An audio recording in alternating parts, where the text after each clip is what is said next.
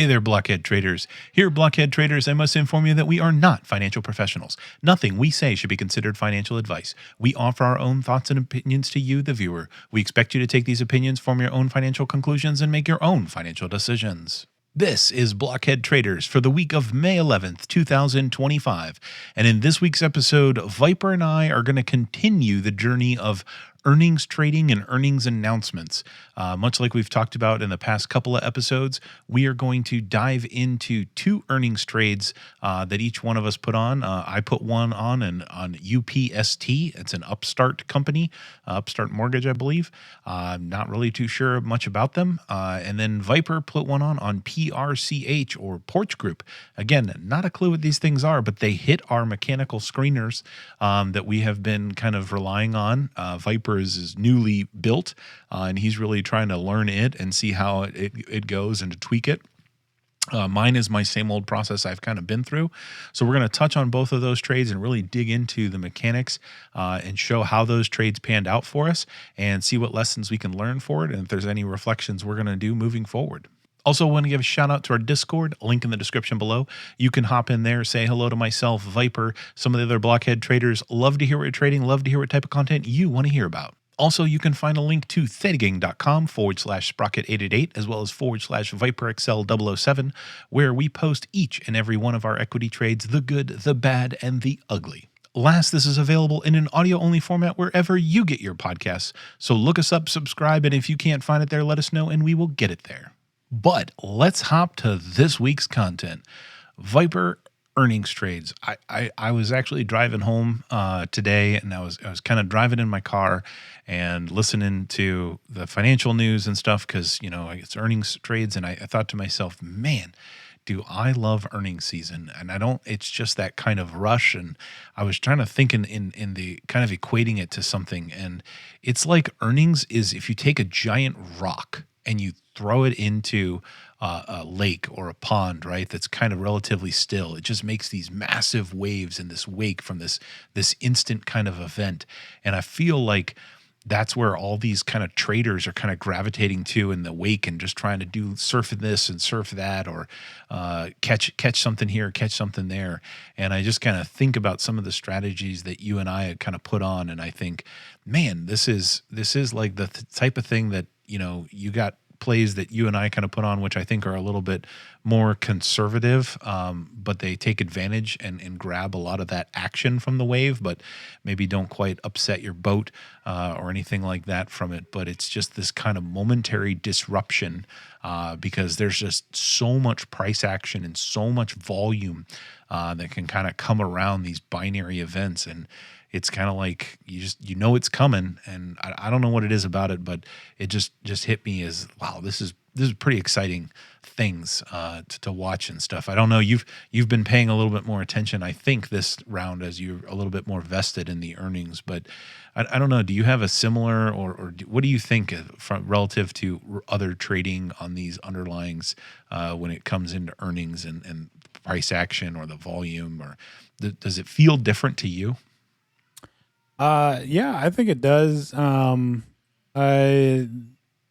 guess I'll get my thoughts and then add to your analogy. So I did notice that I do enjoy it, and particularly the one thing that I've thought about a lot, because I've done a lot of these the last 2 weeks now. I think I did a couple 2 weeks ago. I did 3 or 4 last week.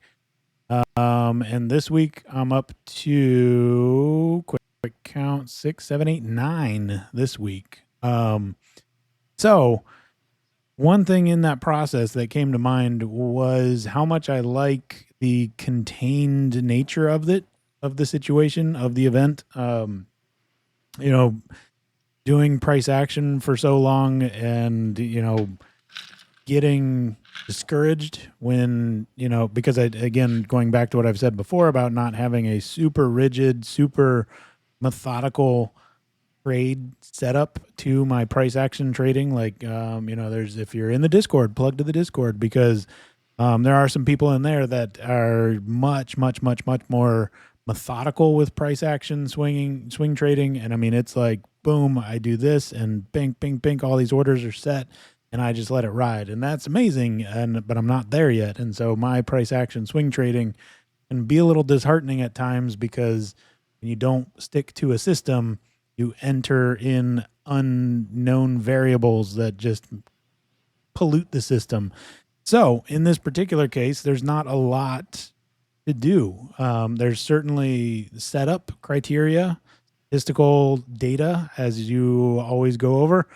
And then there's a point, there is a moment, there is the event. And then after that event, it's largely gassed out. And then you're kind of left with either profit, close it up, pack up shop, and move on. Spoiler alert for today's topic. I'm now a Porch Group fan. But regardless, either way, I mean, the way I'm certainly playing the earnings right now, I think the way you usually do, even if it's not quite a black and white winner right away, it's still similar, but you have your system. If things go wrong, you have your system of what to do. So yeah, I've been noticing, feeling that a lot of do the thing and then the thing's over and scope it out again. Whereas, price action swing trading, you do the thing, but then you're waiting. What we always say, that the time is never guaranteed as to how fast or slow it gets there. So you could be waiting a week, you could be waiting 2 weeks for a price move. This is clearly defined. So I feel like that, I'm on the same page. And it kind of, I guess, to extend your analogy, is kind of like, waves in the ocean. There's people out there with their surfboards, and I mean, they're going into the barrel of the wave and they're just doing crazy stunts, flipping off of it or whatnot. And then I kind of feel like we're 10 feet off the shore on the boogie boards, and we're like, hey, you know what I'm going to do? I'm just going to hop on what's left of this wave here, and I'm just going to take this easy ride in. Shouldn't say easy, but you get the point. Yeah, no, for sure. I definitely know what you mean there. And that's what I feel. It's almost kind of like boogie boarding with swimmies on, or something like that is how I equate some of what I do is a little more conservative, but equally fun, or at least I enjoy it fun, because I do have a higher probability of victories. And I don't really like getting flipped over and tossed and turned in the ocean very much. So yeah, Viper, this week I think I was involved in 5 or 6 earnings trades. Only one of them has really played out. And kind of the way that I'm approaching this is, I used to try to do it the day of earnings, or the day, like the closest trading day to before earnings. But I found that I was constantly kind of forgetting about them or missing them. And I started to do them all on Mondays. And I noticed that my results rate didn't really change much from that. And so that's kind of been my new routine, if you would. Over the weekend, I kind of look for upcoming earnings and coming shopping list. I write it down, and then hours I kind of wait, and it's typically around my lunch break that I'll kind of pull out my mobile map and kind of enter my trades. And so it usually ends up being around 11:30 in the morning, which is kind of nice because you kind of get the initial settling down after the open, and I sell my options, and then I just kind of wait it out for the rest of the week, and I check them out before the bell and after the bell, whichever days they all fall, and see how they pan out, and then try to remember to close them when they hit the profit targets. So wanted to take a zoomed in look a little bit about Upstart.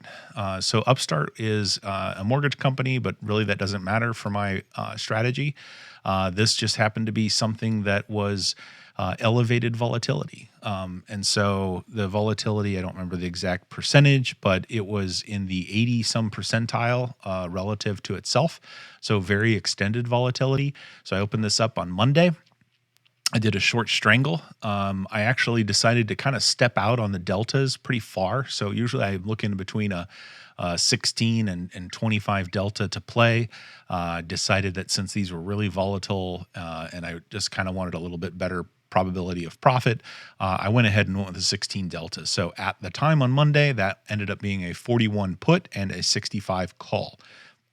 And I was able to get $2.75 premium for that for this trading week.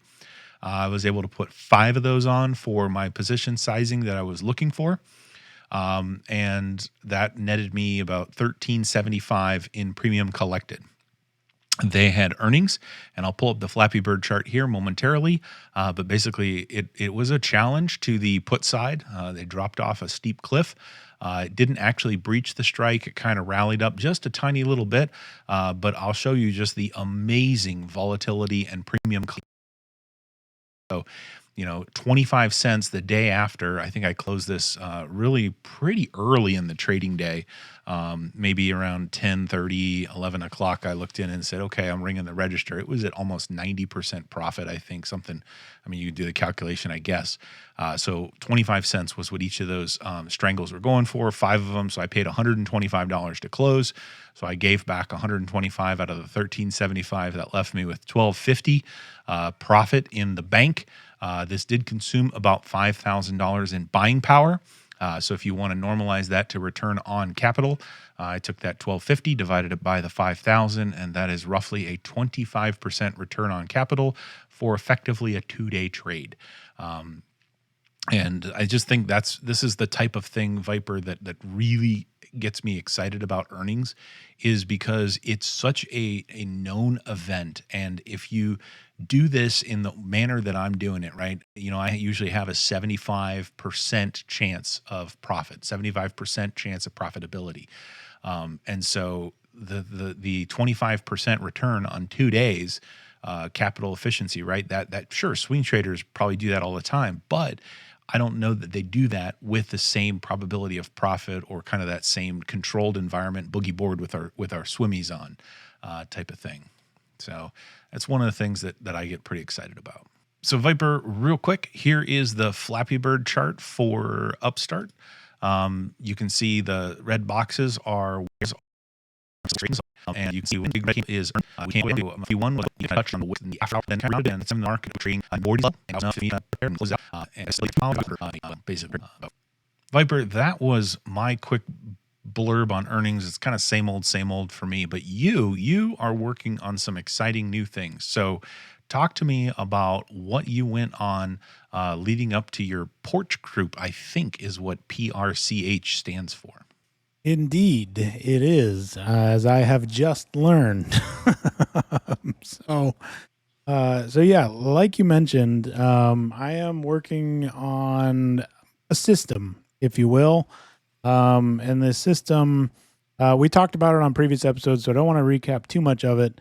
But basically came across 3 key credentials or calculations, metrics, that somebody talked about in a particular YouTube video, very statistically based and mathematically based. And so I was like, that's really cool. Made total sense. As we always talk about here, about the draw to earnings and options is that statistical probability, the fact that the options are driven by that mathematical statistical nature of them. But as all good seeds of ideas start, that was kind of it. Is he just kind of went over these 3 criteria, these 3 metrics, left it at that. And I was like, well, what could I do to build out a system around that? So I want to hop over real quick to what led to Porch Group. And so this is the screener that I've built out, and you don't really need to see all the details.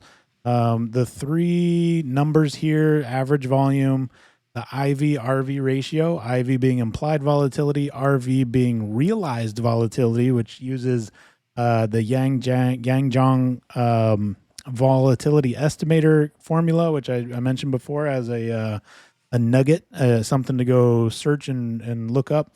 And then the term structure slope, the TS slope, is the 3rd value here. So basically, like Sprocket was saying, as far as his routine, I've been getting into a similar routine where Monday morning, once the market's been open, an hour, 30 minutes to an hour, I'll come in here and then I'll scan for the current day's earnings, and then I'll just go through my calendar, go through the week, and scan every day.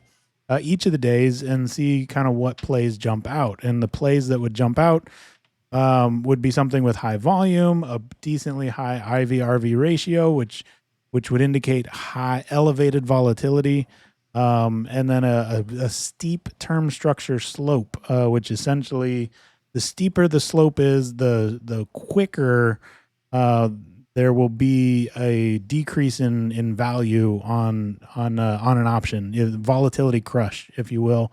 The steeper the slope is, the harder the volatility crush is expected to be. So, just going through this, found some interesting tickers, and then I do there's one more part of the dashboard where it pulls up several different trade strategies. So it obviously checks out the calendar spread, which is my main focus. Just for an interesting tidbit, I do have it scope out naked options opportunities. So selling naked calls or puts. And then it also, if there's any iron condors available, it calls those out as well. And by what I mean by available, because you could obviously take an iron condor whenever you want.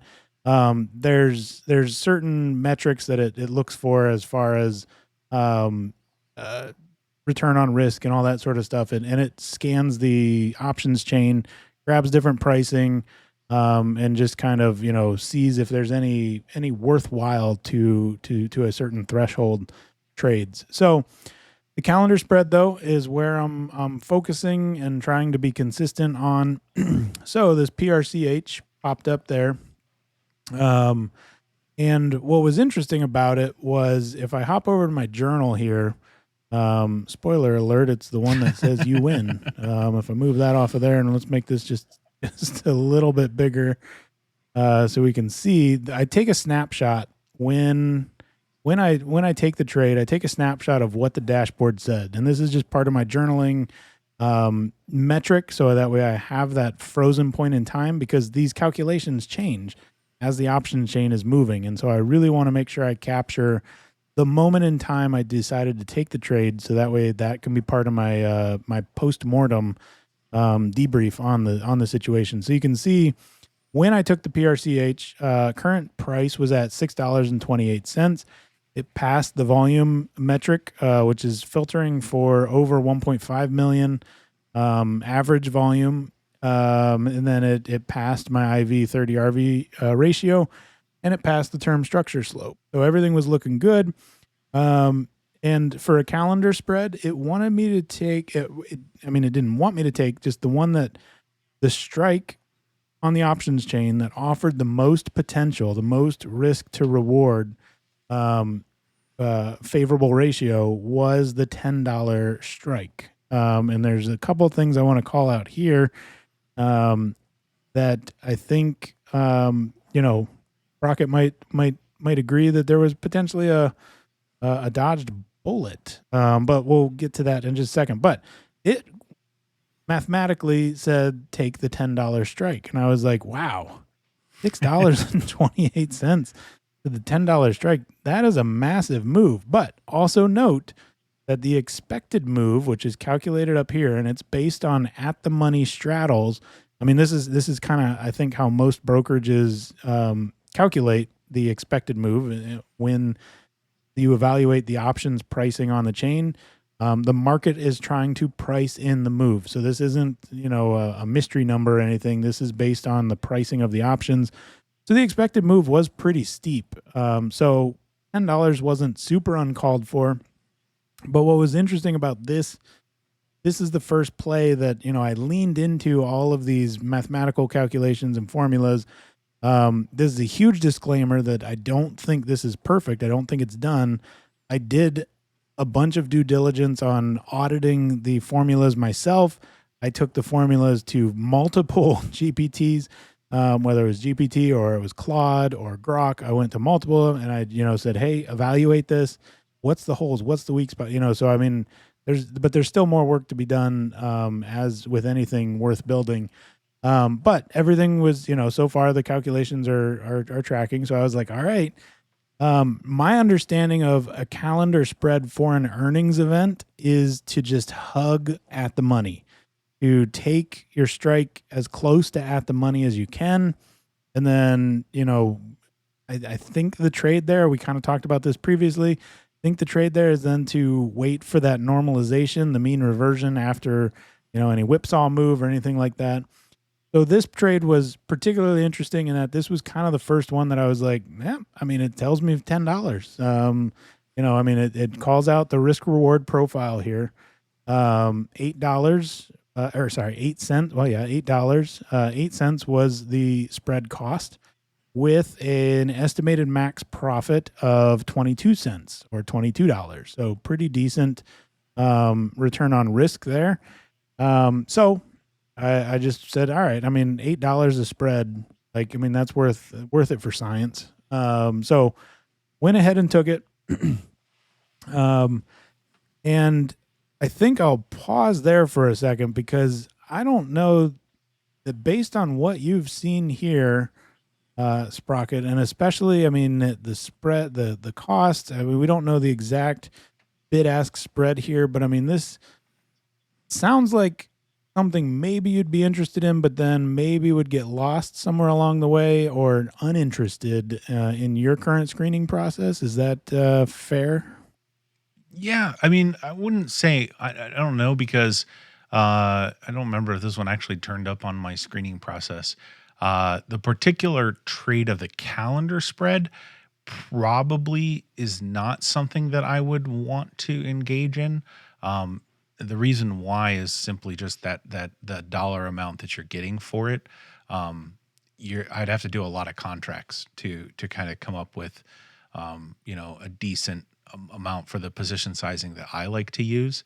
I think a lot of your metrics are good. I think that what do you call it? The slope, the term yeah, structure. the term structure slope. I think that's actually a very, very good metric because what that's really showing is the volatility in the front month relative to the volatility on the back month, and the steeper, which means the more differential those two are. And I think, as we talked about in the previous week, what you're effectively doing, in my mind at least, is you are using that short month to finance the longer dated option. So you like to trade long options, right? That's kind of what you were doing before the calendar spread. And to me, this is an evolution of that to finance that long option by taking some cost off of that longer option. And I really think that front month is really playing the same strategy that I'm playing, where you're looking for that volatility contraction, and then you're expecting to not really have to make good on that option that you're selling. So from that standpoint, I really like it. But whether or not this would hit it, I'm not sure. But from a return value, I think I'd have to do too many contracts because that's one thing I don't like about options. You do have to pay a fee for the contracts. So it's not fee free like most brokerages are on equities.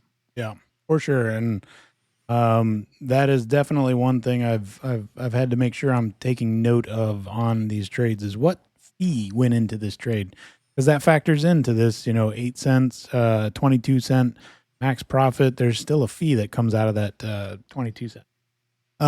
So this was the setup. Like I said, risk super low, $8 per contract. I still think I went pretty light. I think I did like 5 contracts because, again, risk mitigation, position sizing, all that good stuff. As much as I like to see data that makes sense, nothing beats a historical performance. So I'm trying to keep things light, keep things easy, ease into this, get the log going, and we'll just jump over to that real quick. Every single one so far is in this spreadsheet. Spoiler alert, the win rate is pretty stinking solid so far. Green is obviously win, red is a loss, and yellow is still open and active. So a lot of green there, a lot of yellow, only 2 reds. And we already talked about this. One of the reds really knocked me out as far as position sizing. It was a 5X oversized to all the other positions. And unfortunately, that 5X was the loss. So still haven't come out of that hole yet, but we're working on it. So that was the setup that led me to PRCH. And so real quick, for this to be maximally profitable as a calendar spread with the $10 strike is that come expiration, and again, this was picking, in this case, 5/15 is the front month, 6/19. Actually, I think those are a day off, 5/16 and 6/20 are the expiration dates. So maximally profitable would be to be bink right on the nose, right at $10 at expiration. And that's where you're going to close the whole thing out before that day expires. And you just, that's your peak. That's the most available. So these earnings happened yesterday. So if we jump over to the chart and see how ridiculous a $6.28 underlying with a $10 strike, certainly that had to be what the what? This was spoiling. If I'm totally honest, this is I've told myself 6 times, 10 times, 20 times, this is not beginner's the norm. luck.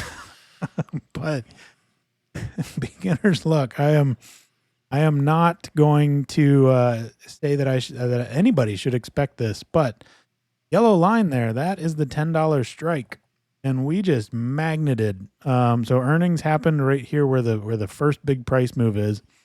Then we climbed after hours and pre-market to today. And so I was, in my head, I was like, man, that was a massive move after hours, and it persisted. So I was like, all right, when we open here, I mean, it's at $8. I was like, maybe it'll keep going a little bit, but maybe it'll retrace a bit. I mean, and it just went for it. And so it just jumped on open. In the first 15 minutes, it was at $9.30. So in this slight slowdown here, I was like, you know what? Beginner's luck or whatever. Maybe I'll regret not hanging on just a little bit longer, but I'm out. And this comes to our first major lesson of this situation is there's this thing when you want to get out, when you want to close an options position, somebody's got to be on the other end of that desire, and that would be your liquidity. And this was not a quick close. I had to finagle this for quite a while before I finally got somebody to pick up the other end of the phone and let me out. And so in the end, even though I just realized, even though that screenshot showed $8, I actually recall once again, my old friend Liquidity was quite the stickler on opening this position. And while it was priced at $8, I do believe that was the bid, not the ask. And so ultimately I ended up paying 20 cents for these when I opened them. So paid 20 cents per contract. Like I said, I'm trying to keep all these plays right around $100 consistently. So 5 of them, bingo bango, that was $100 in. And so got out at 50 cents. So super happy with that. Nice little 150% return on capital. But getting out, like I said, not as straightforward as one would hope. And that was this element of liquidity, which I believe is where my strategy really needs some refinement and needs to pick up some best practices from ye old Sprocket over there. Yeah, Viper, definitely. We were chatting in the Discord when you kind of were trying to close, and you're like, man, it really worked. We hit the stuff, and you're like, oh, if I can close it. And I think you screenshotted some of the bid-ask spread in there, and I was like, whoa, that is not a liquid underlying at all. And when it comes to liquidity, that is, I don't know what episode it is. It's probably multiple episodes when you go through the screener. Like, liquidity is king. If you do not have liquidity, it does not matter what the option chain pricing looks like. It does not matter, because liquidity is what leads to efficient and fair pricing, and it allows you to enter and exit close to the bid-ask spread. There's a few different ways that I look at liquidity. The first one that I have is how many shares of the underlying are traded, not of the actual option. A lot of times, because if you're less than 1 million shares, don't even think about it. Liquidity is not going to be good enough. You could get away between 1 million and 10 million. I typically try to target things over 10 million shares over a 5-day average leading up to it. I have traded lower. Viper, I don't remember where this one actually sat, but I'm guessing it probably is in the closer to a million number. But really, when you get into the option chain, that is where the best place to gauge liquidity is, and that is in the bid-ask spread. And so that was an ugly, ugly spread. And I think there was another trade that you were considering or you put on where we just went over recently the spread, and it's really ugly. And so I do think it will be a very good addition to your screener just to check what is that bid-ask spread. That it's thinking about, and for option chains, you're really going to want to see that in 5 to maybe 25 cents spread. Anything more than that, unless it's like a $5,000 underlying, you're going to want it to be somewhere in that range. Yeah, for sure. And I mean, in this morning, it was very reminiscent of, as a kid. I mean, you were more into the basketball card collecting than I was, but it was very much, I'm seeing 70 cents per spread. I'm like, that's a great price. I want that. And it's like waving that basketball card around going, hey, Beckett tells me this is worth $200. And it's only worth what someone will pay for it, right? Some wise old man, I think, told us that, which is probably why I have a basement full of those cards, because, and nobody ever offered me what I thought they should offer me. So yeah, that was not money I ever recouped. Yeah, but they're worth it. Yeah, they're worth it. The other thing I was going to say on the liquidity front, that other super ugly spread that you referenced is a trade that I still have on. If we jump real quick to all these trades I have on, it was this Fly W here, and this thing is not going well at all. So this will be a follow-up episode of what happens when things just go terribly wrong. So this was a $7.50 strike. Current price was $9.65.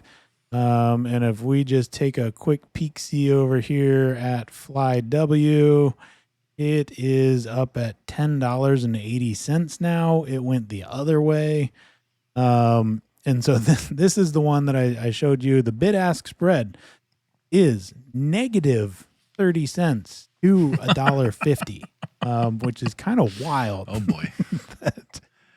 Hey, I want to sell you a contract, but instead of you paying me, how about I sell you and I pay you 30 cents? How about that? This is like that weird thing that happened when oil went negative on its trading. People were, you take this barrel oil. Yeah, I don't want it. Somebody, I'll pay you to take it. So this thing is not going well, but we're going to test the limits of the calendar spread because, again, the whole idea is defined risk. So the spread is showing that I'm never going to get a fill on this for anything unless I really want to take extra cost. So what does that mean with a calendar spread? It means that I basically wait until expiration of the front month, which is coming up 5/16. And those front months are going to expire at this point. They're going to expire in the money. And so I'm going to get those shares are going to be put to me. And if I don't have the money in my account to cover it, then the calls that I have, I'm just going to exercise those. And what we talked about before with we just go door to door to fill and settle that up. And so my risk is fully contained. I don't have any outstanding bills awaiting for me. It's just, a max loss scenario at that point.